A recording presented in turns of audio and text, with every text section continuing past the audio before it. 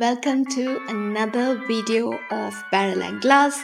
I'm Treza and I'm here to talk about your alcohol. And today we have a crowd favorite, which is the Old Monk rum.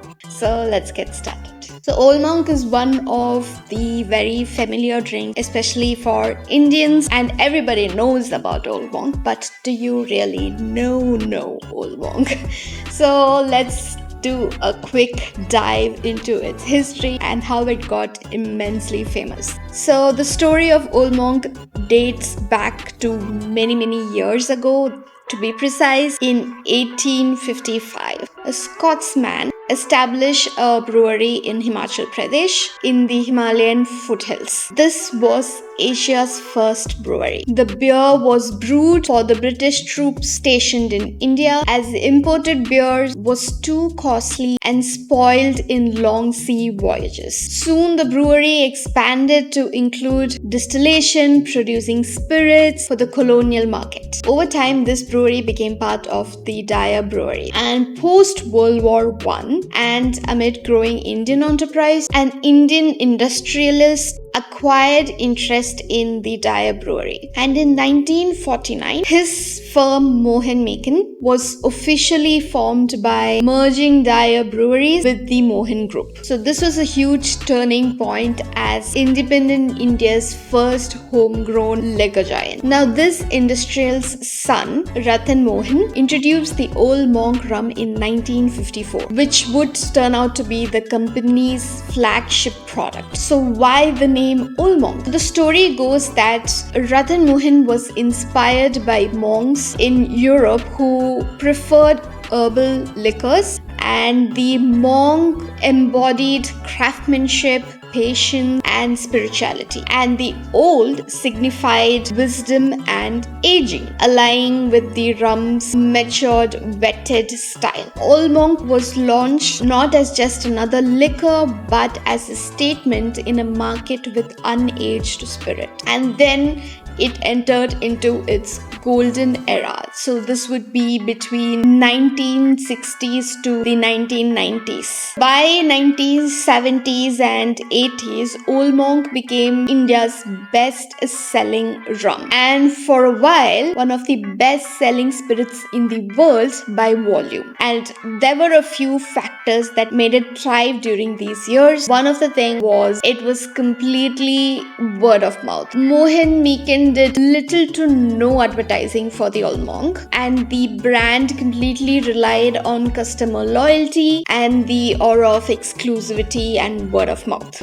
The second thing was it had a strong military connection. So Old Monk became one of the preferred drinks of the Indian Armed Forces because of its availability in the canteen. And at its peak, Old Monk sold 8 million cases a year. But after its golden era, it did come to a bit of a struggle as post-liberalization in the 1990s, global brands like Bacardi entered aggressively with ad campaigns. Old Monk was still avoiding ads at that point and started to begin losing younger consumers. By 2000, sales kind of dipped dramatically. It was down to under 2 million cases annually. Yet, despite its decline, the cult status remained pretty strong. Loyalists across India and for Indians abroad swore by it. And to keep up with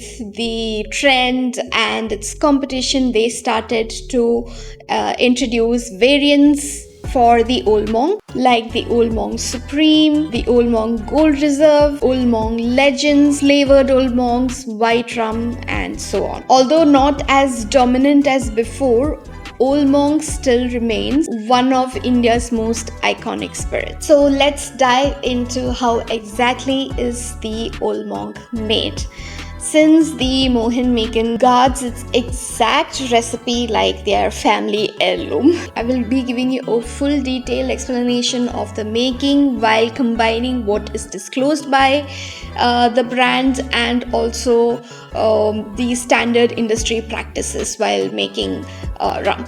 So let's get started. The very first thing that we need is the raw materials, and specifically for this spirit, it's molasses. Oolmong is made from sugarcane molasses, which is a thick, dark byproduct by refining sugarcane into crystal sugar. And India being one of the world's largest producers of sugarcane, they have a steady supply of this material, which is perfect for rum production. And why exactly molasses is chosen for a rum like this is because it is high in fermentable sugars and also contains minerals and residual compounds that gives that rich, earthy and heavy notes. So the first thing that goes into this is the molasses is prepared. So the preparation of the molasses is how the production process begins with.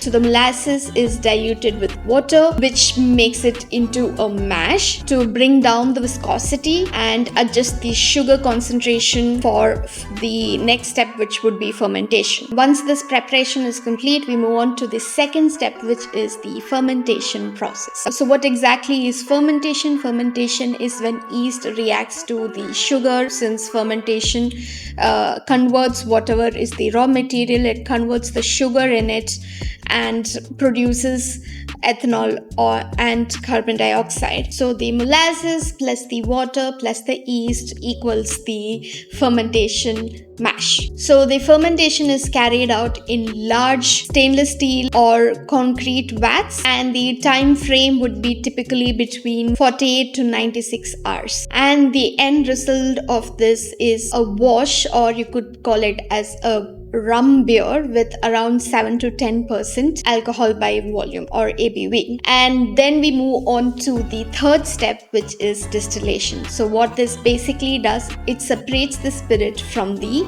wash. So the Oolmong's heritage traces back to copper stills at the brewery dated in the 1850s, but today Mohan Meakin most likely uses a combination of column stills and pot stills. What difference does each of it make? A column still would produce lighter, cleaner spirit, and a pot still would produce heavier spirits, giving richness. And pot stills usually is done in batches, so it will most likely be batch distillation. And by blending the two types, they balance the smoothness and depth. So how does the distillation process work? The wash is heated and the vapor rises. Water and other heavy solid remains behind. And then the vapor is condensed back to liquid, and in the end, the liquid can be categorized into the head, heart and tail. So this is basically called as the cuts. So the cuts are made, and the head usually contains harsh volatile components. The heart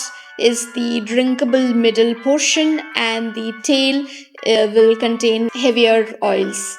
That again is undesirable, and the hard cut becomes the rum base. The output of this step is that you get the raw rum spirit, typically between 60 to 75% ABV. And then we move on to the fourth step, which is maturation. The Oolmong is matured in oak barrels, often ex-whiskey or ex-brandy casks, charred or used multiple times. The oak kind of imparts the vanilla, caramel, tannins, and the spice that gets infused while it is maturing. And since the rum is stored in warehouses in India's warm climate, the tropical maturation accelerates chemical reaction between the spirit and wood. This results in a 7-year tropical aged rum, which may show maturity that is equal to a 12 to 15 years spirit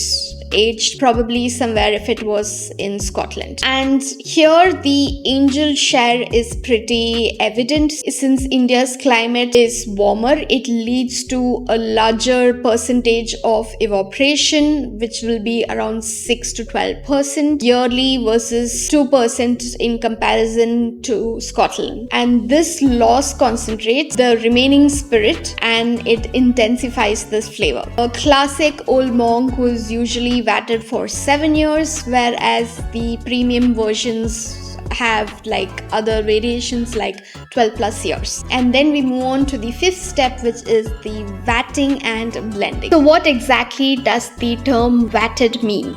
The rum from multiple casks, which sometimes can be casks that are of different ages or different still types or different cask histories. One could be ex whiskey, one could be ex brandy, etc. Right? So when the rum aged from multiple casks are blended together, it means that the rum or the spirit is vatted. And the purpose of this is to achieve a consistent house style, which in this case is like a rich molasses sweetness with vanilla, caramel, chocolate, and that overall smoothness. In such cases is where the master blender plays a very important role, because he or she is the one who decides the proportions of how much the pot stilled aged rum with the column still is to be taken, and balances the young rums with the older rums. And this secret recipe and combination is what makes Old Monk taste the same year after year, despite the natural variations that you might find with the barrels. And the next step would be the additives and adjustment. Caramel coloring or the E150 is added to give the deep mahogany look and to standardize the batch color. There is a possibility of additional sweetening added. Independent rum reviewers note that the Old Monk's sweetness hints at added sugar or caramel syrup, which is not very unusual in many dark rums. And then there is the watering down that will be done. The vatted rum is diluted with demineralized water to 40 to 42.5% ABV, depending on the market. It is passed through filters to remove any sediment before bottling. And then we move on to the next step, which is bottling and packaging. The iconic bottle, which is the quart glass bottle with the Monk label, and they do have different variants like the 7 years, the Supreme, which has the special decanter with the Monk shaped cap, the Gold Reserve, which is the 12 years, then the Legend, which is the sculpted Monk bust bottle, and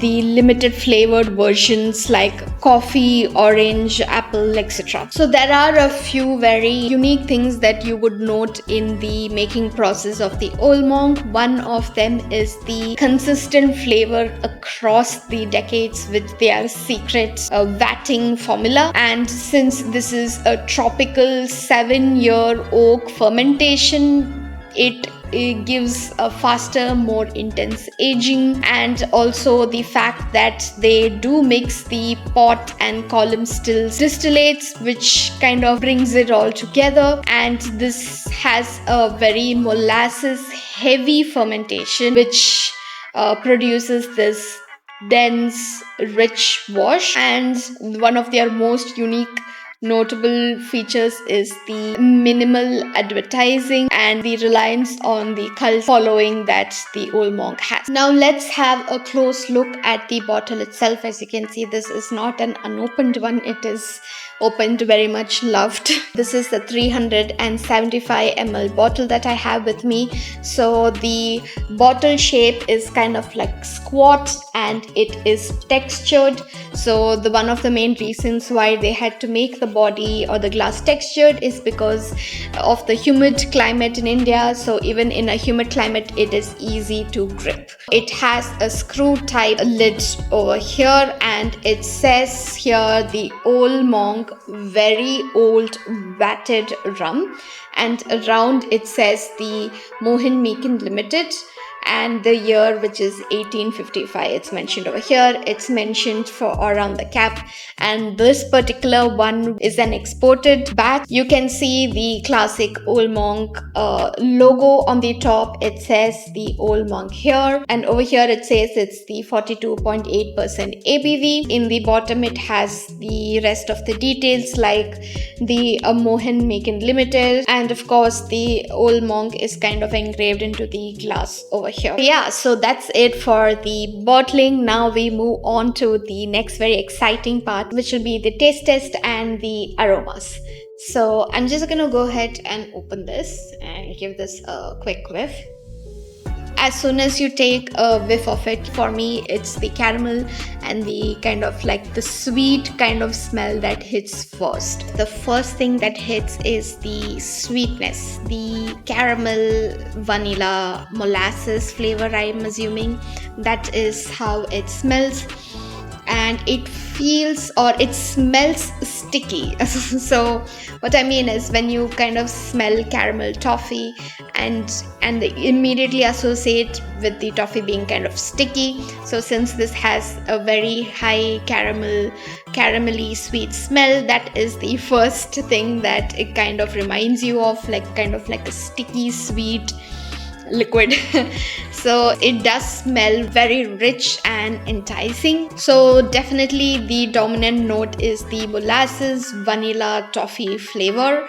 And then as you take a few more whiffs, you can kind of smell the chocolates, dried fruits note, or the dried fruit aroma note lingering somewhere in there.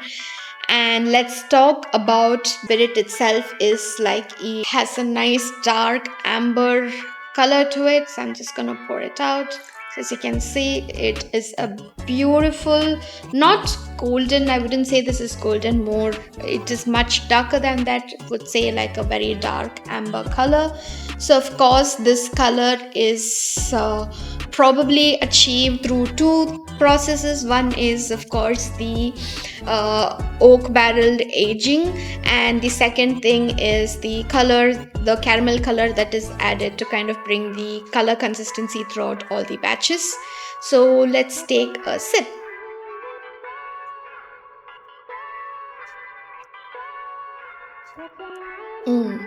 It gives, it's very sweet. That's the first thing that comes to mind. Is the taste that it gives out in the very beginning is the sweet molasses. It is super smooth as well, and the sweetness makes it very approachable and kind of masks the alcohol bite that comes right after you drink it. And once you take a few more sips, mid palate you can taste the vanilla, chocolate, coffee and the toffee flavors, like a very creamy vanilla. There is the richness of dried fruit, like a dates, raisin category taste that you can, like, you know, get somewhere in between once you kind of like laser focus on the taste. Overall the finish is very warm and sweetness does linger, and it does not burn too much as it goes down your throat. It does give a slight burn, but it's not too overpowering. I would say the texture or the mouthfeel is kind of like a medium body. There is a very slight coating, not too thick, definitely very smooth compared to a lot of rums in this particular price range. And speaking of prices, this is a bottle like this, which is at a 375 ml, would be priced between 450 to 500 rupees in India, and over here it would be priced between 10 to 15 dirhams. So let's have a look into some of the food pairings that you can do with the Old Monk. So if you're looking at savory pairings, I would say that the first and sure bet is to go with Indian food or Indian curries. And if not, you can also opt for grilled meat or barbecued meat. It also works well with cheese like cheddar, aged cheddar, or maybe even blue cheese, because this is a very sweet rum. It kind of will balance the salt and sharpness of the cheese. And if you're looking for sweet pairings or sweet food pairings, dark chocolate desserts like brownie, cake, truffles. Since the Old Monk has undernotes of the coffee, cocoa, wells, it will seamlessly go and pair well with chocolate, any kind of chocolate or chocolate based desserts. And also it will pair really well with cakes, very popular cakes like a Christmas cake, plum cake or fruit cake. So this is a very classic pairing, especially if the cake has dry fruits in them and there is the undertone notes of the dry fruits in the rum as well. This will be like an amazing pair. Caramel based desserts will also pair really well with this. Now, coming to the cocktails that you can make, often Old Monk is enjoyed neat or with simple mixers like cola, soda, but there are a few signature cocktails ideas that like highlights its flavors. Of course, the Old Monk and cola is one of them, and this can be served like Old Monk with cola and a squeeze of lime. And there is also another variation that people love, which is the hot monk toddy, which is the Old Monk plus hot water with honey, cinnamon stick and lemon slice. Then there is also the monk coffee, which is the Old Monk plus fresh hot coffee with a dash of cream or whipped cream if you want add a bit more sweetness to it. And you could also try like the old fashioned, which is the Old Monk plus bitters with a sugar cube. Then you could try like a monk mojito, which would be like a mojito and the alcohol drink in it can be Old Monk. Kind of gives like a twist to the classic mojito. And there is a dessert cocktail very fond or very much loved by people, which is the Monk's milk punch, which is the Old Monk plus milk or cream with nutmeg and sugar or honey. So this is like a dessert drink. So let me know if you've tried any of these cocktails. If you do enjoy the kind of videos that I take, don't forget to click on the like, share and subscribe button and comment down below your favorite way of having the Old Monk. And I'll see you next time. Cheers.